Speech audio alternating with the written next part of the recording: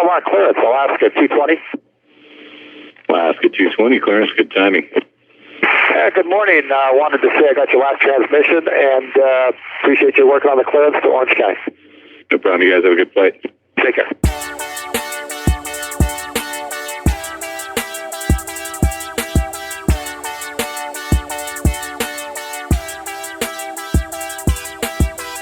Oh man, welcome back. The song you're listening to is called Fun Days, and that's what's up lately. Today we're going to talk about the dreaded engine failure. Have you ever had one? Well, I'm guessing the answer is no, and that's because engines today are more reliable than ever. Yet, a friend of ours, well, he just had one. That's right, the real thing. And he's here to tell us all about it. You're not going to want to miss this one. This is Podcasting on a Plane. It's a view of aviation from both sides of the mic. It's where I give you straight talk about the greatest thing ever, which of course is aviation. And on this show, we get all up in aviation from as many angles as possible, but with an emphasis on considering traditional and non-traditional careers in the industry. And of course, having a great time while we do it. If you're new to the show, welcome. My name is Brandon Gonzalez. I'm an air traffic tower controller at a busy general aviation airport, but I also have a 25-year background in aviation as a pilot, as a flight instructor, as an aircraft salesman, a ramper for 2 major airlines, an FBO line serviceman, a plane crash survivor, and now aviation podcaster. And my goal is to serve this aviation community at large and to help you in your aviation endeavors, whatever level you're at. Private, commercial, ATP, something else. I don't judge, but I sure do love to talk about it. So when this is over, click on the link in the show notes to record me a message using the SpeakPipe widget that pops up on the screen automatically when you go to the site, and let me know what's on your aviation mind. No experience or equipment is necessary. And while you're there, you can learn a little bit more about me, you can learn about the guests we've had, and you can listen to all the past episodes archived all the way back to episode number 1. You can record audio messages and feedback for the show, you can send email, book mentoring sessions, and of course, learn how to become a valued supporter. And more on that later. Today, we're going to get into a really serious topic, and that's what it's like to experience a power plant failure in flight. Not fun days. But first, since I love hearing from all of you so much in whatever form it takes, one idea would be to leave an iTunes review. And if you do, I might read it on the show, just like this one. And this one is from Utah Pilot 3233, who left this one on September 11th, 2018. And he says, I love the emphasis on safety, 5 stars. Many aviation podcasts out there have a big emphasis on aviation news, but Brandon always seems to hit the nail on the head when it comes to encouraging safer practices in the industry. I love the personal stories that come from guests that come on the show. Well, thanks, Utah Pilot. News is great. And yeah, we do it sometimes, but being alive is better. You're right. So if you're messing with airplanes, safety is by far the only means to that end. And believe me, I know.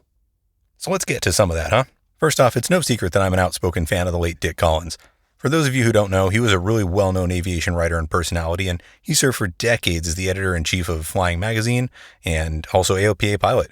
He starred in numerous sporties training videos, and I consider him to be one of the OG aviation vloggers. Unfortunately, he passed recently, and if you want to learn more about him, you can go back and check out episode number 20 of this podcast. Once upon a time, though, he had this to say about engines. A more complex engine, whether turbocharged or just of more horsepower, requires more loving care and understanding than the four-bangers that power most of the trainers. By the time you get to the most powerful turbocharged engines, you are indeed dealing with a temperamental machine, one that will serve you well and faithfully only if you treat it correctly. And this? That well and faithfully business takes on new meaning when the airplane's used for instrument flying. And this? If ever you would fly with a pilot who slams the throttle in or yanks it back, you're flying with a pilot who makes engines unreliable. Before his passing, he founded the Airfax Journal, and that's an online publication that consistently puts out some of the most knowledgeable, researched, passionate, and ultimately well-written articles around. And I never feel like I'm reading an article that was written to meet a deadline or to fill an empty page in a magazine when I read their stuff. The current editor-in-chief is another Sporties guy. His name is John Zimmerman, and he's a vice president at Sporties, and he's responsible for new product development and training. And according to his bio, well, he's hooked on anything with wings and regularly flies a Citabria, a Pilatus, and a Robinson R44. He's an ATP, and he holds ratings for multi-engine seaplanes, gliders, and helicopters. Well, I guess he's a credible source, right? He recently published an article called The Bad News and the Good News About Engine Failures. And it's so good, and so in line with today's topic, that I am just going to read it to you. This article is from John's blog on October 3rd, 2018, again entitled The Bad News and the Good News About Engine Failures, by John Zimmerman. You've probably said it to a nervous passenger. Don't worry, airplane engines almost never quit. It's only in World War II movies that engines cough and pilots have to save the day, right? Well, this is mostly true for turbine engines, which have a stunningly good reliability record. Unfortunately, though, it's far less true for piston engines. The bad news. While the general aviation industry doesn't exactly advertise engine failures, the numbers aren't hard to find. According to the NTSB and the FAA, there are somewhere between 150 and 200 accidents a year that are caused by power loss. Roughly a quarter of them are fatal, which makes this the second leading cause of fatal accidents, behind the much maligned loss of control in flight. For twins and experimental aircraft, the accident rate is even higher. Perhaps worst of all, such events seem to be holding steady, even though overall accidents have declined somewhat in recent years. Includes a picture and a link for 2014, which is the most recent year for which data is available, and is right in line with a 5-year trend. Data from AOPA paints a similar picture. There's a link in the show notes so you can check out this picture too, but he shows a chart from the most recent NOL report showing the cause of mechanical accidents. This excludes pilot error, but note that power plant failures easily beat out other system malfunctions. An interesting study from the Australian Transportation Safety Board, which does some first-rate safety research, offers more supporting evidence. There were 322 engine failures or malfunctions between 2009 and 2014. That's over a dozen per year, and in a country with fewer than 10,000 sport and recreational aircraft. While the poor reliability record of Jabiru engines jumps out, with over 40% of the engine failures, the study still found 86 failures of Lycoming and Continental engines. It's worth pointing out that all these statistics almost certainly undercount the actual number of engine failures, since they only appear in these reports if the result is an accident. An engine failure that leads to a safe landing at an airport will never show up in the statistics, and may not even make it to an insurance company's figures. And here's the good news. Those numbers may be surprising to many pilots who have thousands of hours flying behind the latest engines from Lycoming and Continental, which seem to be smooth and trouble-free. Those numbers might even shake your confidence just a bit. The good news, though, is that system malfunction, power plant, in quotes of course, hides an awful lot of important details. That NTSB phrase merely defines the event, not the root cause, and by far the most common reason piston engines quit is because they don't receive fuel, either due to fuel starvation, which means the aircraft has fuel but it doesn't make it to the engine, or fuel exhaustion, which is when the airplane truly ran out of it. These two causes account for over 1/3 of engine failure accidents, but are completely under control of the pilot. Pilots will always find ways to run out of fuel, but it bears repeating that a few good habits can dramatically reduce your chances of such an engine failure. Like, having a 1-hour minimum is a great place to start. Under no circumstances can you still be flying with less than an hour of fuel in the tanks. Next, spend some time understanding the fuel system so you can always get that fuel to the engine, especially in twins and older airplanes with complicated fuel systems. Take a little time away from practicing a rare emergency and instead discuss different fuel scenarios that might pop up. Finally, always know how much fuel is in the tanks at engine start and know your real-world fuel burn rate. Depending on those, and not as much on the gauges, will lead to more realistic decision-making. Behind those mental mistakes on the list of engine failure causes is a surprise, at least for me: fuel contamination.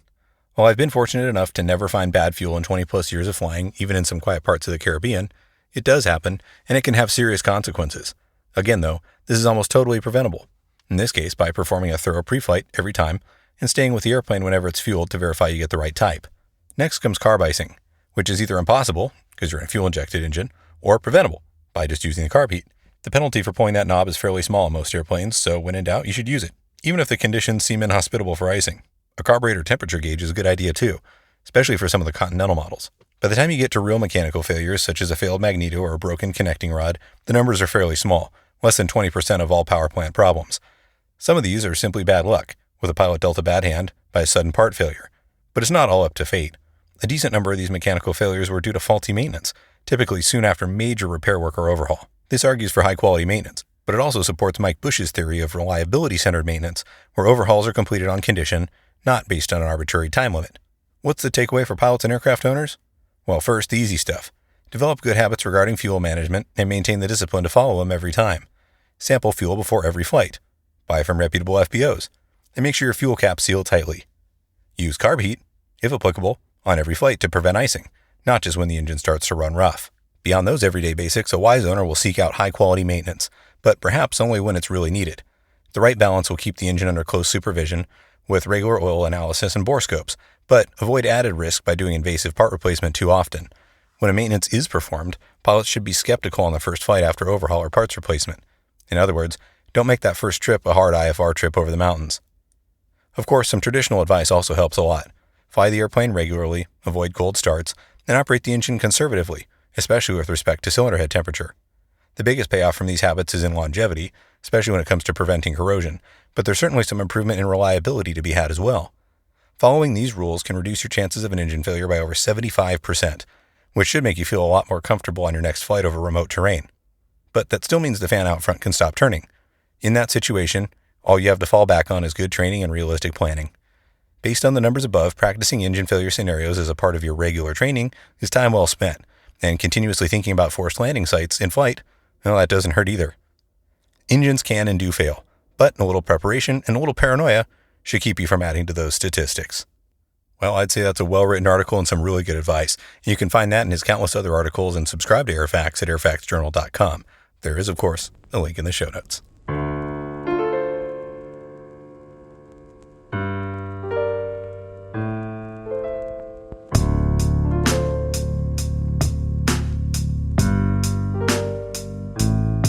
But what if you've got another engine entirely, like in a Cessna 310, for example?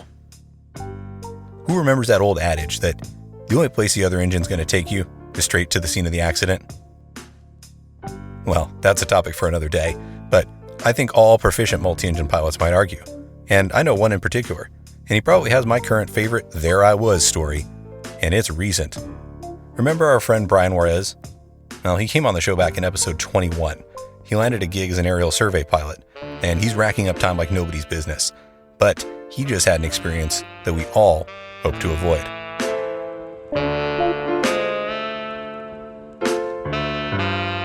So man, it's been a long time. How many hours have you racked up since the last time we talked?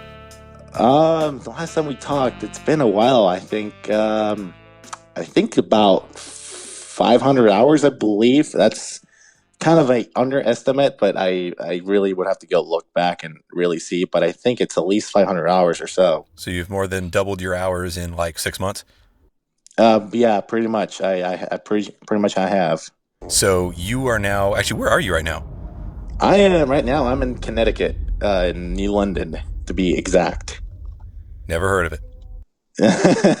Well, it's like, if you picture it, it's like between, I think it's halfway between Boston and New York City. So I'm in the New England area, if that makes it more, if you can picture that a little bit more better. Sure. Well, yeah, last time we talked, you were lucky enough to have a gig that was pretty much right here in our backyard, right?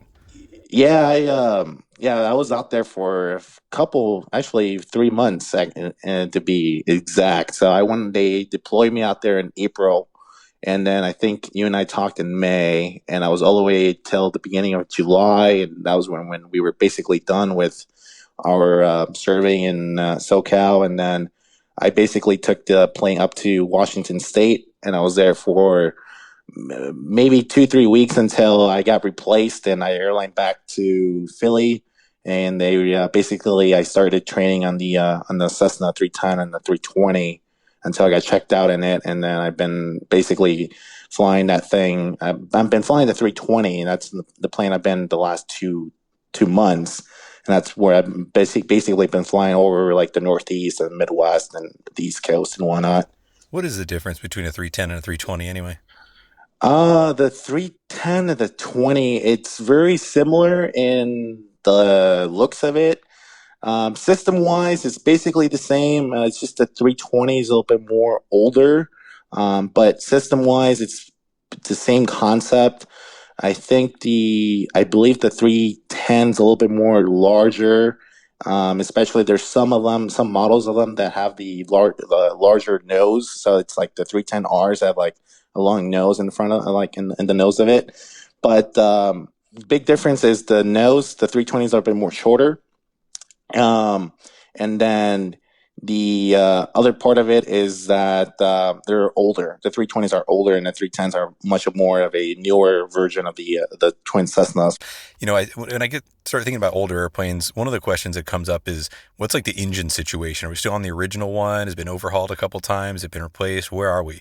And you have quite an interesting story of something that happened to you recently, don't you?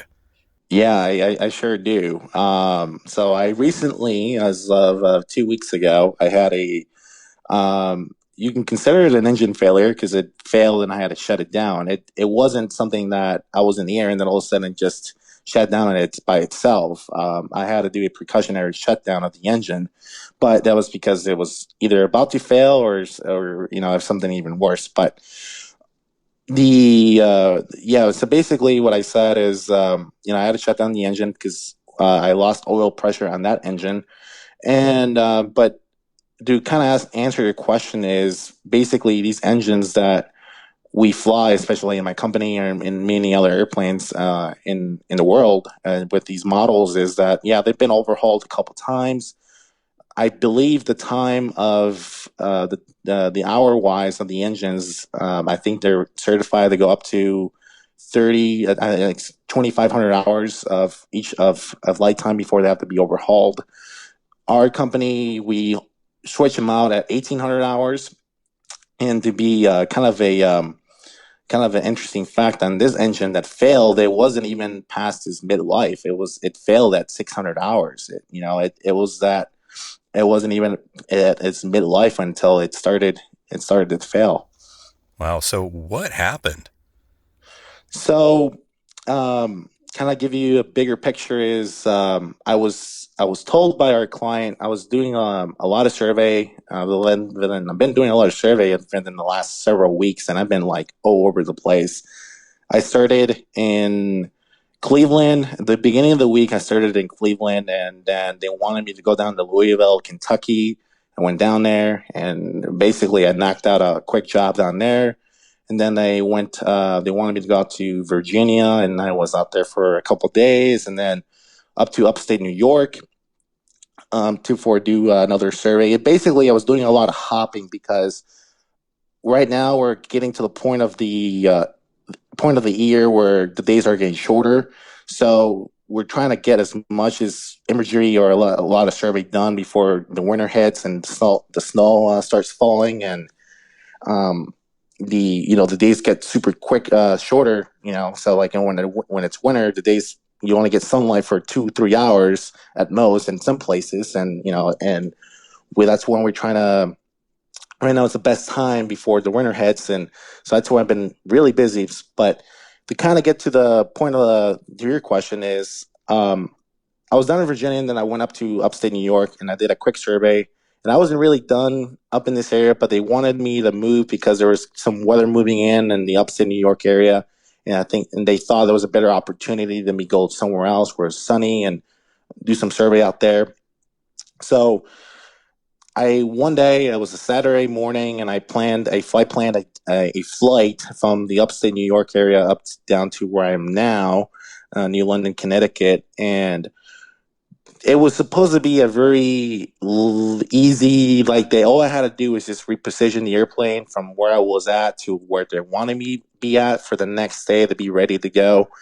And when I woke up, I checked the weather, and throughout the whole entire Northeast, there was a lot of marginal VFR weather with ceilings about where I was at. It was about 1,000 feet, broken or overcast, to where I was going, where I think the ceilings were 3,000. But all I had to do, like I said, was reposition the plane from point A to point B to be ready for the next day. So I showed up to the airport. I already had my weather briefing.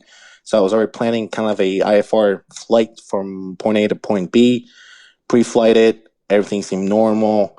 I got on the plane. I did all my checks and everything, and basically fired up the airplane. I checked got the ATIS, got my IFR clearance, and kind of give you a perspective of the weather at the time was, like I said, where I was living, where there were ceilings at 1,000 feet, and then the tops were about 4,500 feet. And I was flight plan to go from my origin to my destination at 7,000 feet. So I was supposed to be atop of the clouds throughout the whole entire flight, or at least the cruise level of the flight, and then passing the climb out and before the descent. So I really didn't see it as a big deal. And also, I did consider the fact that, hey, in case I need to come back for any given reason, at least the ceiling's high enough and I can do an ILS approach down to minimums easily, because there's at least a 800-foot gap between the minimum and the ceiling of the clouds itself. So I think I deemed it safe enough to go for a flight, regardless if I needed to come back or not. But coming back to the scenario, I was fired up the engines. Everything's fine. Got my ATIS, IFR clearance. I taxied to the runway, did my run-up. And it was basically, the run-up is a very standard piston aircraft run-up. And these are twin, so now you're doing both engines, obviously.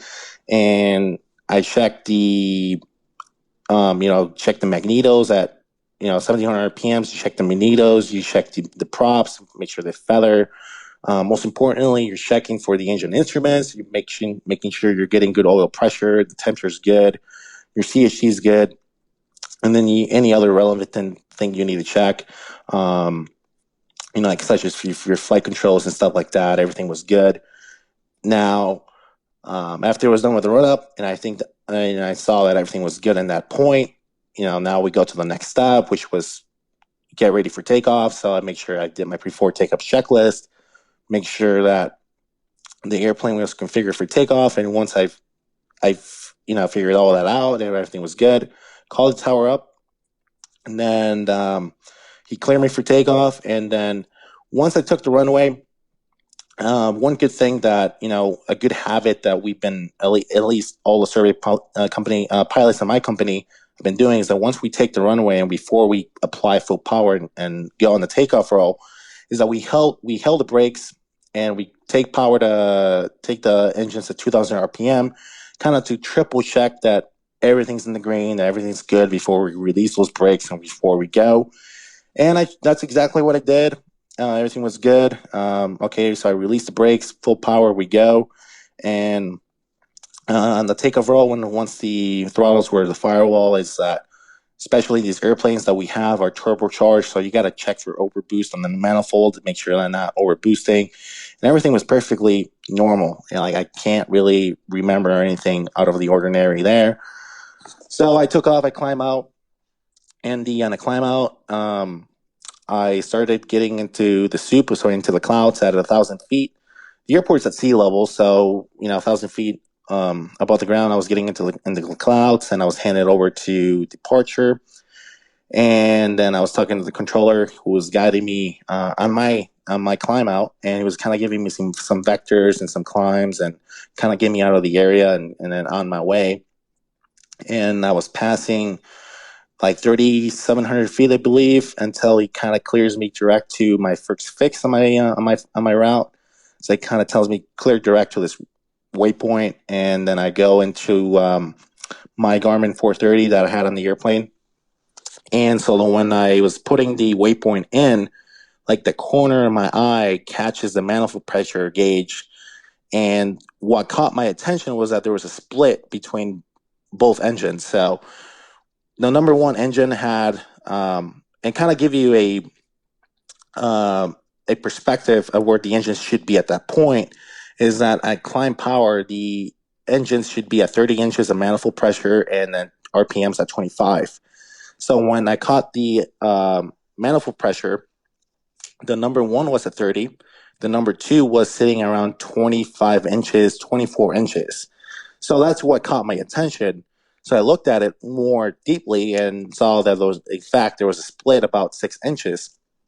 So I didn't really worry at that moment, because my initial thought was I might have moved the number two throttle back by accident without me knowing it or anything like that. So what I did was move the number two throttle more, that kind of reset it at 30.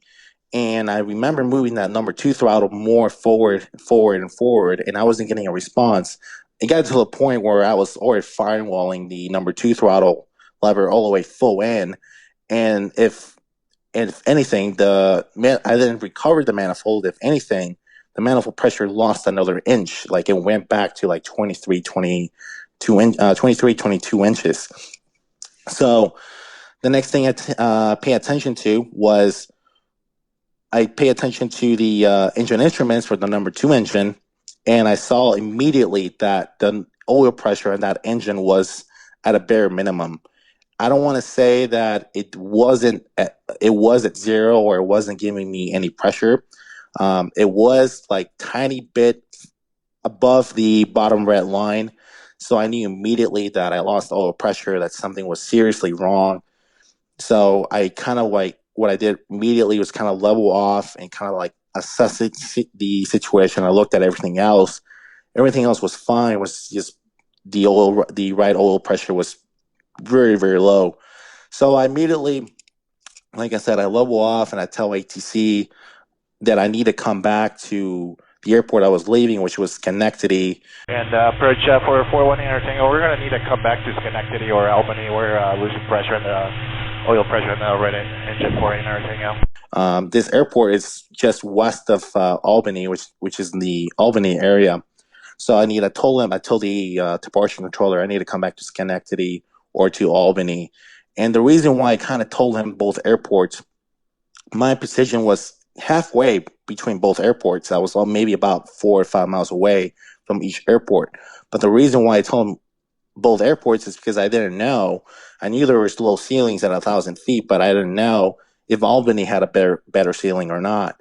So I told the departure controller I need to come back to Schenectady or Albany, and he immediately says, okay, which one do you want? And I was like, well... which one has a higher ceiling for Tango? And he came back quickly. He says, Albany's got 1,000 right now. I'm not sure what you departed with over at Schenectady. So I told him, okay, well, from what I remember from my climb, I was that the ceiling was about the same. So I hit the clouds at 1,000 feet. So I told him... Schenectady's about the same. We'll come back to Schenectady, requesting the ILS-4 for Tango. I'll clear the Schenectady Airport would be a flight heading 230, maintain 3,500. 230, maintain 2,500, Tango, clear to Schenectady. And the reason why I chose my original airport, my departure airport, was because I already had all the charts ready in my iPad, and I was very familiar with the airport. I had a long runway. You know, I didn't need to scramble myself to get charts or anything else for another airport that I wasn't really prepared to go into. So the controller starts vectoring me back into the airport that I departed, and at the same time, he kind of sets me on the downwind. Like I said, I'm not too far away, like 4 or 5 miles away from the airport itself.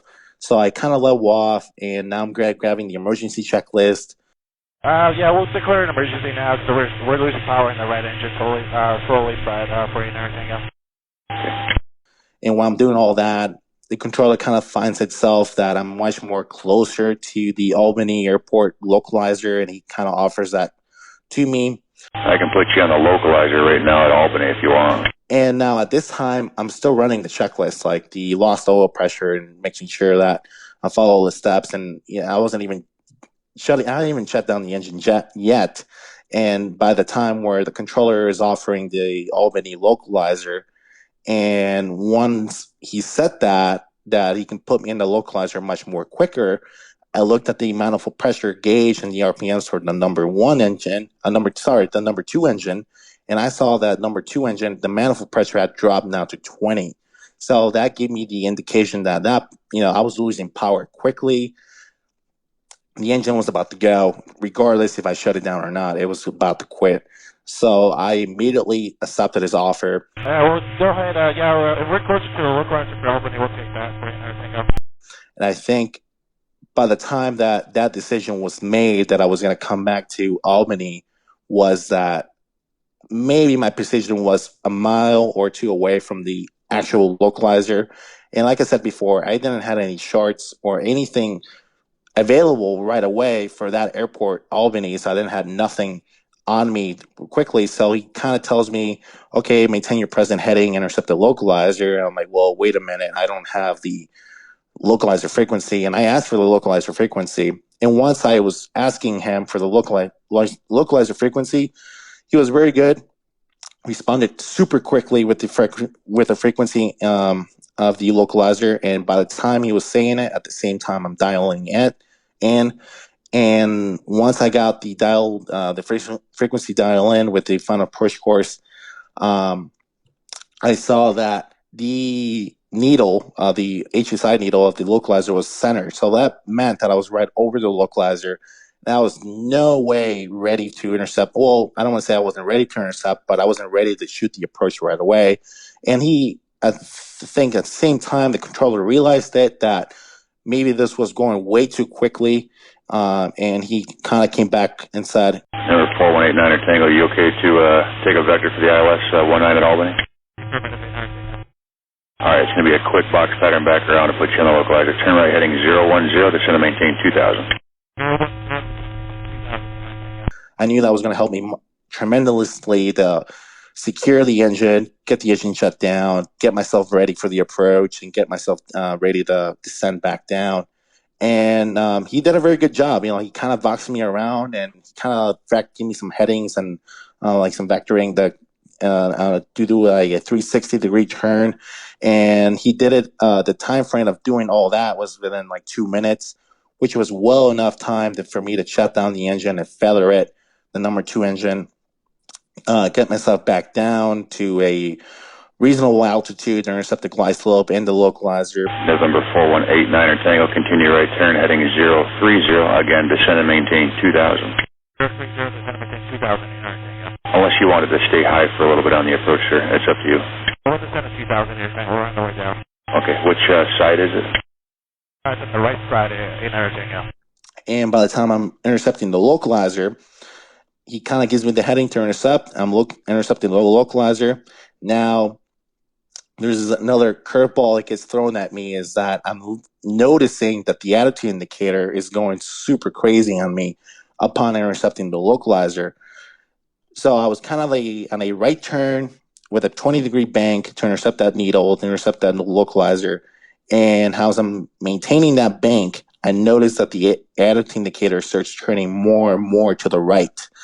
And it wasn't making any sense with what I was doing and actually what I was doing, because I was maintaining the bank and I was kind of turning back to the left to center to level off at the localizer at the heading and the course, final approach course, and that AI was just going more to the right and more to the right, and I knew that instantly that thing wasn't making any sense, and instantly knew that I couldn't trust it anymore. Now, that could have come from me shutting down the number 2 engine, and then it lost half its vacuum and everything. Maybe it was acting up because of that. But I didn't have any time to analyze that situation. All I had to do was just intercept that localizer, and I was cross-referencing the other instruments, and they were making more sense from what I knew and actually what I was doing, which was leveling off, intercepting the localizer. The needle came in from the localizer, and the glide slope came in. So I intercepted the glide slope as well, started descending on the glide slope.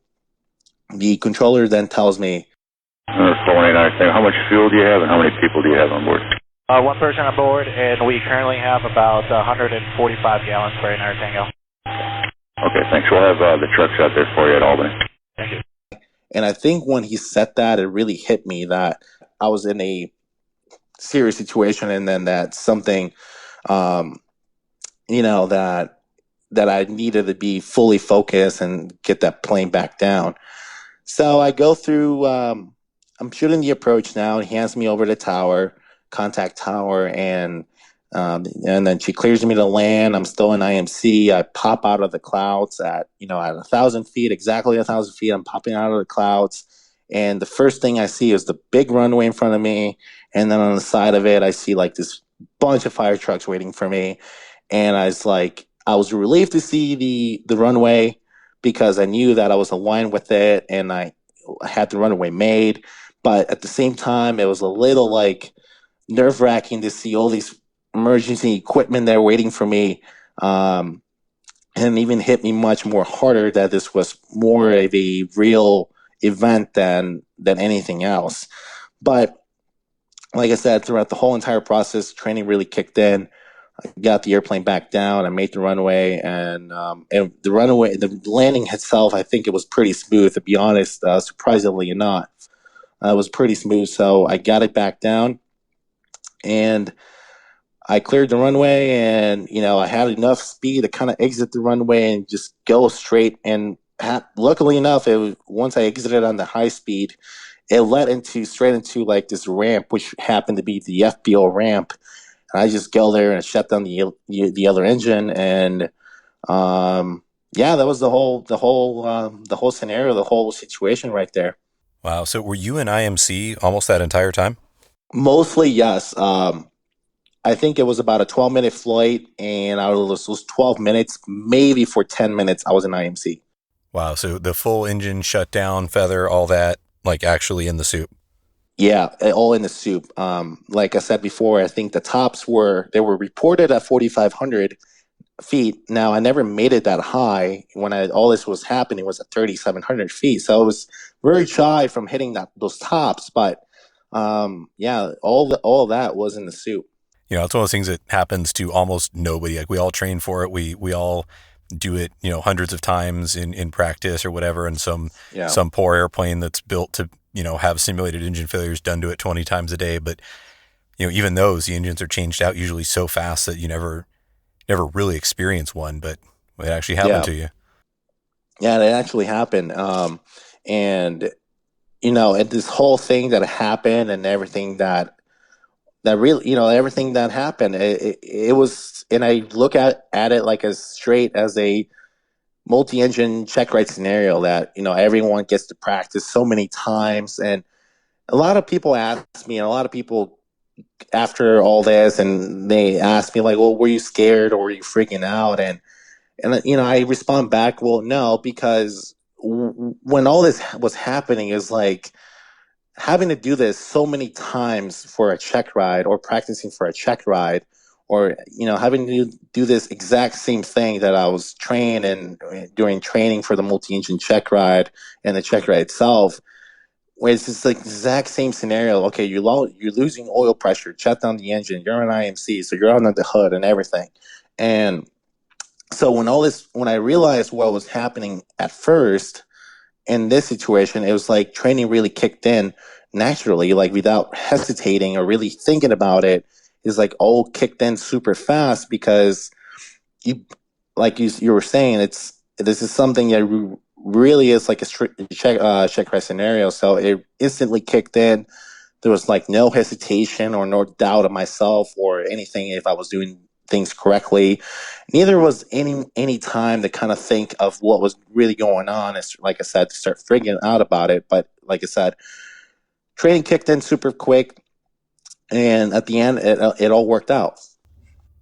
Yeah, I liked what you said about too. How you had. I mean, you weren't ready to go to Albany. You were ready to go back to where you took off from, and but as the situation deteriorated, it was like, okay, you know what? Albany is faster, and right now seconds matter. So you accepted the new destination or went along with it. It was sort of a co-decision. It wasn't like he just told you to do it and you said, oh, okay, or you demanded something else. I mean, whatever you needed would have gone no matter what, I assure you. But, he was able to give you that frequency and put you on the localizer. And, he's sitting here thinking, I want to get this guy. Well, presumably he's thinking, I want to get this guy on the localizer and down as fast as possible. But it became apparent that you weren't ready for it, and rightfully so. So he was able to, just give you a quick turn back around and get you where you needed to be and give you the time to set up. So after that, but you were right there and you were able to get it down on the ground that quickly, but you used the resources that were available. And then of course in the background, he's busy calling the tower and they're rolling the trucks and all that kind of stuff. So, once you stated your needs and the situation became apparent, and I'm glad that, air traffic was able to help you out and get you down, as efficiently as possible. Right. Exactly. Well, cool, man. Well, your training kicked in. You're here to talk about it, and I tell you what, it kind of dawned on me afterwards. So you leave the plane. It's sitting there in Albany. What next?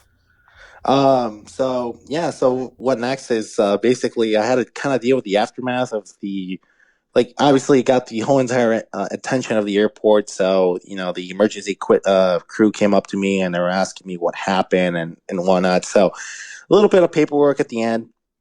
But now once that's all dealt with, it's like, okay, well, I'm at this airport and I'm in this place that I've never imagined myself to be in and at any time. Well, I don't want to say that, but I wasn't planning at that given day to be there. So I got the phone and I contacted my director of maintenance for our company and I explained everything that happened.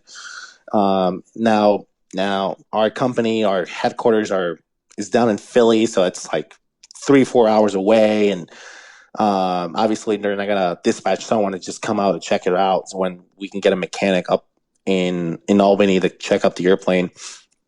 Now, to our surprise, was this airport is the Class Charlie airport, and there's a lot of GA airplanes going around or in and out of this airport, but all these airplanes are GA, and when I mean GA, it's like I'm talking about 172s and small piston aircraft. They're all guys that own the airplane and they have a little T hangar and they park it there. There's not a lot of transient GE airplanes that go in and out. So I found out that there was this maintenance company that works 24/7, and I contacted one of the mechanics that came out and looked at it. But to my surprise was that these people only work on jet aircraft. They don't usually work on piston aircraft. So I contacted my director of maintenance. He kind of gave me a couple first steps to do and tell these mechanics what to look for. And the first thing was to get the oil filter, cut it in half, and then look for metal in it. And I told these mechanics, and they looked at it, got the filter, cut it in half, then they exposed it, and right away it was very apparent that there was a bunch of metal in that filter. So once I relayed the information down to my company and my director of maintenance, he saw it. I'm like, okay, well, it's very evident that we need to replace this engine right away, or we're not going to be able to do anything with the current engine. So they did a very good job. My whole company did a very good job. They dispatched a whole, like a mechanic or two, and we had a spare engine ready to go, and they loaded up with this truck and they drove it up here. And I happened to, I wasn't doing anything else, so I kind of helped them in the process of changing out the engine. Basically, we did a whole engine swap. And our intention was to swap out the alternator and the vacuum and the starter with both engines. And right there is what we found out what really happened was when we took out the alternator from the bad engine, we noticed that it was kind of missing this kind of screw. And kind of give you the perspective of this alternator. So it's the alternator itself, and then to the side there's a little gear that kind of spins, and it's kind of secured with this screw with cotter pins and whatnot. And when the mechanic took out the alternator, he right away saw that there was a screw missing, and he told me, "Oh, well, I think I know what happened. Was that the screw became loose." And it just went into the engine, and then obviously it broke apart, and then it was going through the oil lines and everything. So it became very apparent that screw just loosened itself and then went through the engine, and that's what caused this whole issue of losing the pressure and the power and everything. Now, they drained obviously drained the whole oil and the turbo and everything, the wastegate, and it was very apparent that I think most of it, if not 99% of the metal that from that screw, the oil filter caught it. But it gave us a big picture of what really happened. And believe it or not, we contacted my director of maintenance, and he says, "Well, yeah, there's a service bulletin of this. I think this kind of thing has happened before so many times that the manufacturer of the alternator, the engine, they made a service bulletin, and the bulletin, it says that the alternator needs to be inspected each year or a certain amount of hours. And and the airplane came out from annual maybe like 4 months ago, so it was inspected then, and a lot of things were overhauled. Like I said, with the engine was only 600 hours old. It wasn't even past its midlife, and when it decided to fail. So even if you follow the steps and you check the engine, or you inspect it and you do everything that you can do at best to make sure that these kind of things won't happen, it's still not any assurance that it won't happen. All this kind of stuff can happen at any given time, no matter how much you inspect the engine or no matter how well you take care of the airplane. Stuff like this can still happen. So so we found out what happened. We swap out the engine. The whole process took maybe about a week.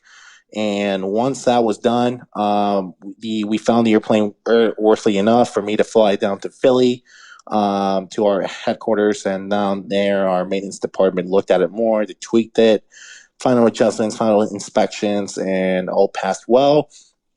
And it was signed off to really come back to service. And right there, I took it again and came up here to New England, and then I've been flying straight for it for the last week. So no fear of any other recurrence. The other engine seems good. I'm sure they checked that alternator pretty carefully, right?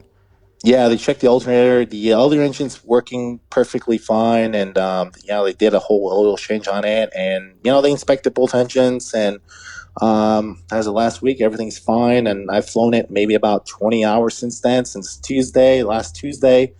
Right now it's Saturday, so I've flown it about almost 20 hours since then, and the plane's been like nothing has ever happened to it.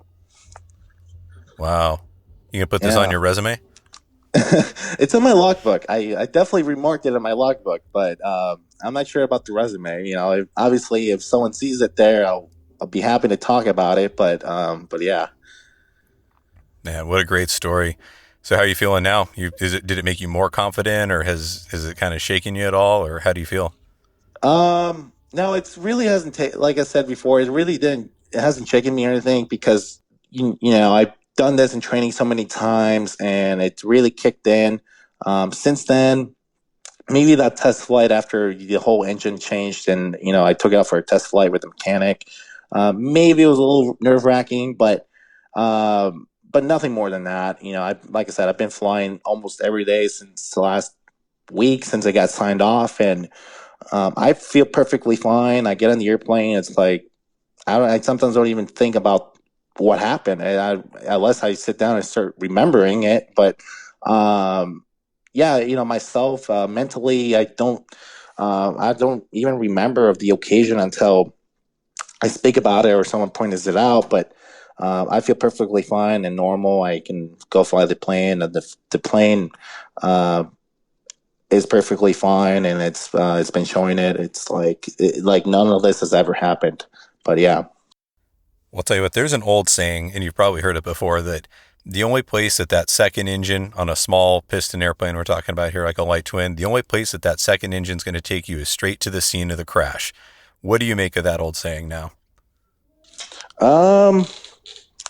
That it could be very much true, but it's that saying, it really, now that you mention it and think about everything that happened, it really kind of makes it that it's a saying for a reason, because it can really very much be true. Yeah, well, I'll tell you what, every time I hear that, I think, that it's one of those things, sort of like, Mitsubishi's, the MU2s, they had a really, really bad safety record. I mean, enough to the point where they had one of those special regulations written for them, just for proficiency training. And it's not really the airplane's fault itself, but I mean, anybody who flies one would, they'd be the first to tell you, like, yeah, it's a perfectly safe airplane as long as you're proficient.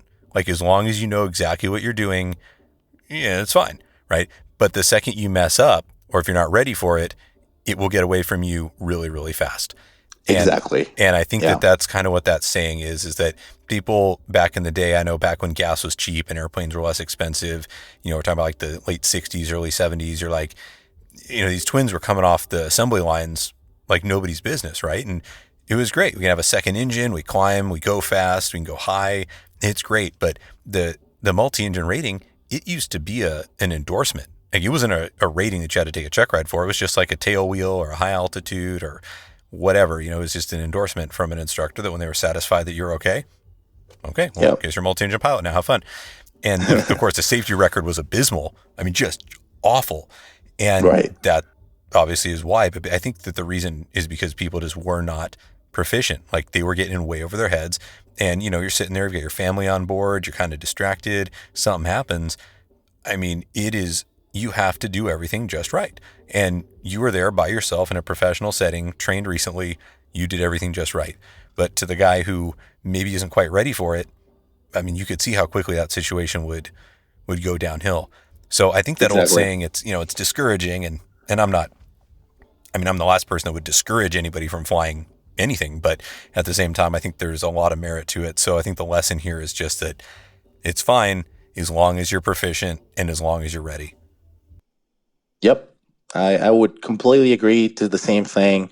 And one thing, I want to add to that, and especially those who are doing their multi-engine training right now or they're about to, and when you're going through this whole entire training and the instructor's adding all these scenarios and they're always simulating an engine failure, and you're asking yourself, well, why do I have to do it so many times? There's a reason for it, and exactly how you describe it, Brandon, it's the same thing. It's like if you're not proficient or you're not ready for it, it can really get away from you really quickly, and the outcome can be very much bad. It can really vary. The outcome can vary on how you handle it and how proficient you are, and especially you always have to be ready for it. It's having a second engine.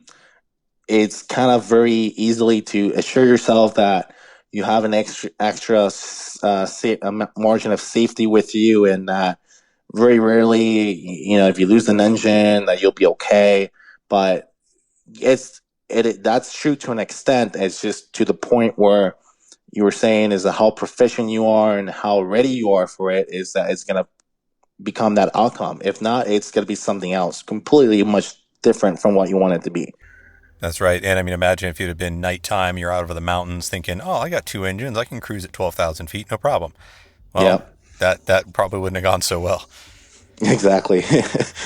I can definitely see that being a lot much harder than what it really was. Yeah. And as you're telling your story, I like this is how engines really fail. I mean, there's a ton of ways an engine can fail, but in flight training, of course, there's the old reach down and shut the fuel selector off trick, or there's the pulling the throttle or the mixture, or whatever, depending on what phase of flight you're in, obviously. But those will make an engine quit. Just boom, that's it. The engine quits. The end. But what happened to you is far more realistic. That engines don't just usually go up. I'm going to go to idle now. I give up, and then that's all. I mean, engines, when they quit, they usually quit ugly, or they quit really, really, really slow, and you have to notice it and figure it out. And in your case, it was the really slow way. Exactly. Yeah. So when exactly did you figure out that there was nothing you were going to do to get this engine back?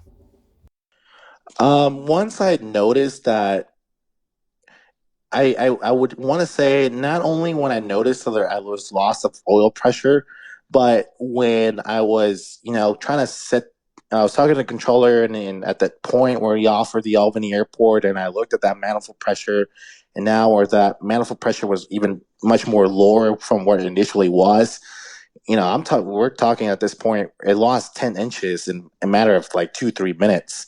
So at that point was like, that engine was no way of recovering its power, not even barely anything. It's giving the sign that it was slowly going, and there was no sign of it coming back. And that's when mentally got myself prepared. Okay, well, I'm going to be seeing an engine if I shut down this engine or not. It's going to happen. So I think at that given point, I knew that nothing could be done to get that engine back up.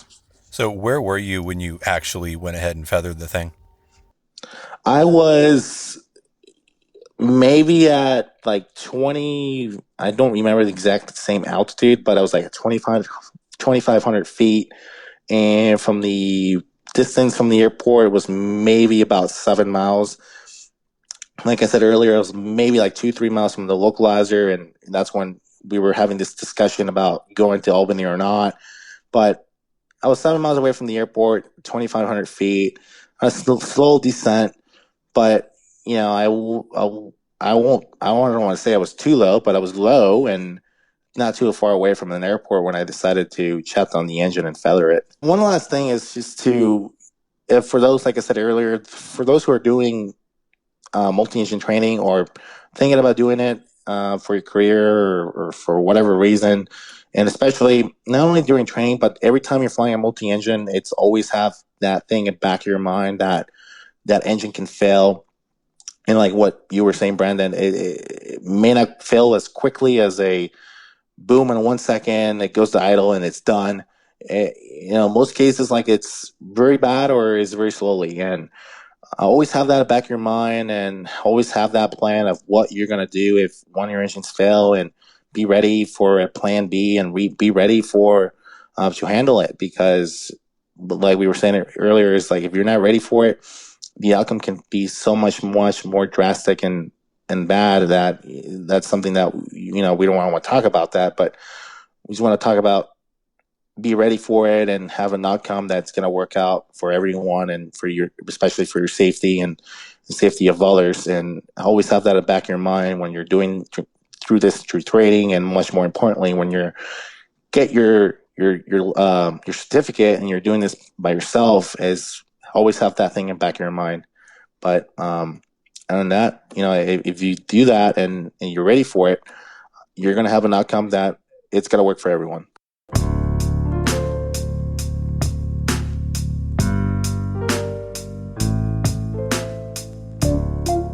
I want to thank Brian for sharing that story with us. And I also want to mention that controller too. You guys don't think I'd leave that out, do you? He snapped right into action. He offered an alternative, and he worked with what Brian needed as the situation played out. And he kept it calm and cool the whole time. And that is how it's supposed to work. And since he and Brian did their jobs well, Brian landed safely and walked away unharmed. And the airplane, it even flew again a week later. It reminds me, Brian said that he even made a really good landing to top it off. Was it his best landing ever, though?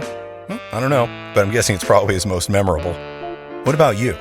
Remember that best landing I ever made segment? Well, that's still a thing. If you want to share your story, let me know. If you have suggestions for show topics or individuals you want me to interview or social media you want me to share, say something.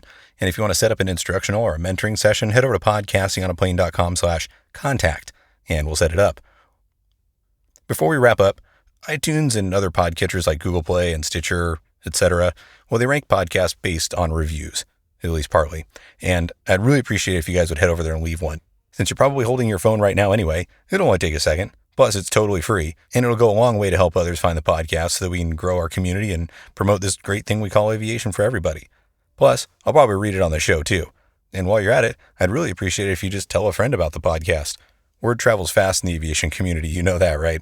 And if you're liking what you're hearing, well, why not share it with a friend? And since you've stayed this long, well, I consider you a special listener of the show. So I want to take a quick second just to talk about maybe becoming a patron.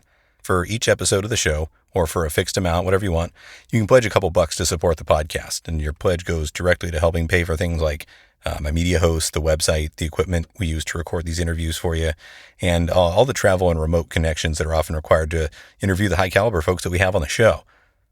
In addition to my gratitude, which I'll express to you in writing, of course, you also get a shout out and a thank you on the show, and you'll have access to recordings that are a little more candid and that don't make the cut for the public version, if you know what I mean. And for the higher level pledges, you even get a little one-on-one time with me to discuss your aviation experience in just about any context you want. If that's something you like to do, just head over to podcastingonaplane.com/support, and there's a link right below the show notes that'll take you there. And you can get started. And until next time, thanks for listening. Your frequency change is approved. You can report back on this frequency for the next episode. Until then, good day.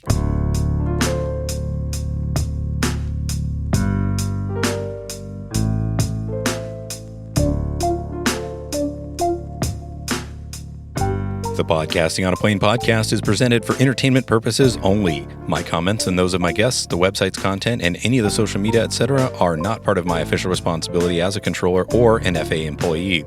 The views and opinions you hear on the podcast are mine and those of my guests, and not necessarily that of the FAA. There is no nexus between Podcasting on a Plane and the FAA. Also, while I am a CFI, I'm not your CFI, nor am I your mechanic, your doctor, your shrink, or your spouse. This podcast is presented for entertainment, camaraderie, and fun, but is in no way, shape, or form professional advice. It's not legal counsel, and it's definitely not flight instruction. If you are in need of professional advice, get some from somewhere more appropriate than a podcast, no matter how good this one may be.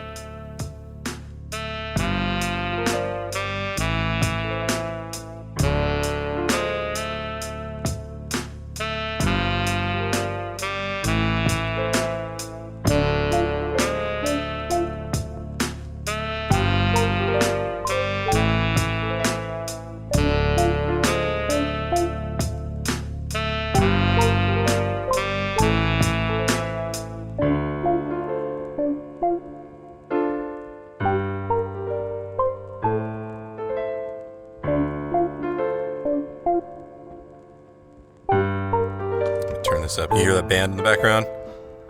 A little bit, but Okay, not good. as much. Good. I didn't realize it until you pointed it out. Good. That'll help. That will help. Yeah.